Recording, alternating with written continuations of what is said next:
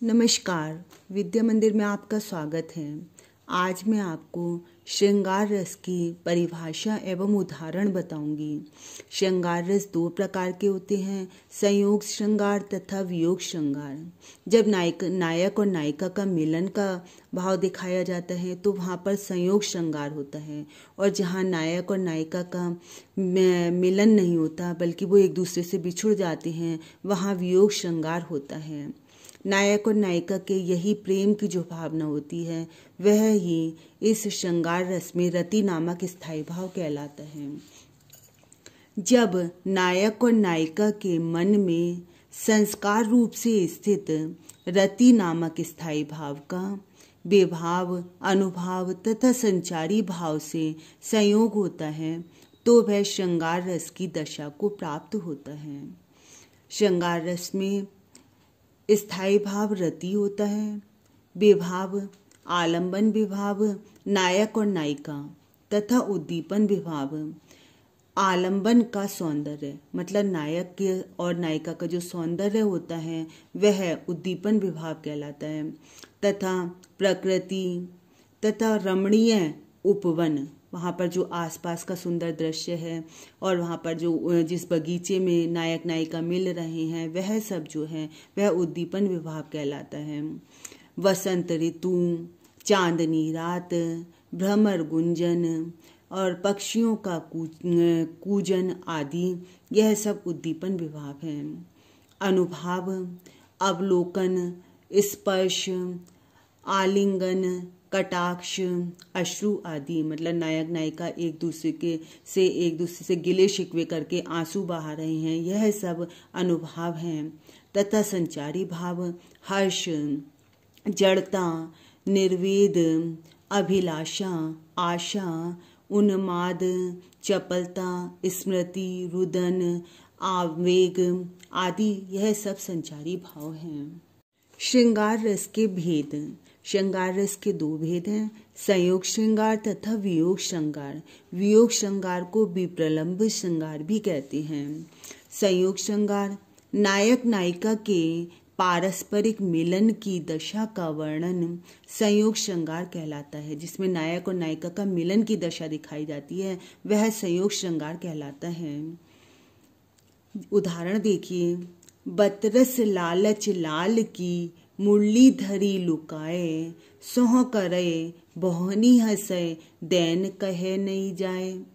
मतलब यहाँ पर श्री कृष्ण की बांसुरी को गोपियों ने चुरा लिया है और वो श्री कृष्ण के साथ मजाक कर रही हैं। जब श्री कृष्ण उनसे अपनी मुरली मांग रहे हैं तो वो उनसे शपथ खाकर कहती हैं कि हमने तुम्हारी मुरली नहीं चुराई, और अपनी भौहों से मुस्कुराती हैं।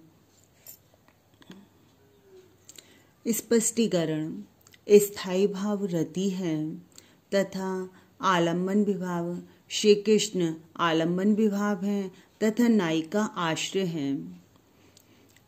एकांत प्रदेश, बात का आनंद लेना आदि यहाँ पर उद्दीपन विभाव है। मुरली का चुराना, शपथ खाना, बाहों से मुस्कराना आदि अनुभाव हैं। हर्ष, चपलता, आशा, उत्सुकता आदि संचारी भाव हैं। संयोग श्रृंगार का एक अन्य उदाहरण देखिए। राम और सीता का विवाह हो रहा है। नग में पड़ते हुए राम के प्रतिबिंब को सीता निहार रही हैं। कवि कहते हैं, दूल्हे श्री राम बने, दुल्हई सिए सुंदर मंदिर माही, गावती गीत सवै मिली सुंदरी, वेद जुवा जुरी विप्र पढ़ाई, राम को रूप निहारती जानकी, कंकन के नग की परछाही, याते सवै सुधि भूल गई कर, टेकी रही पल टारत नाही।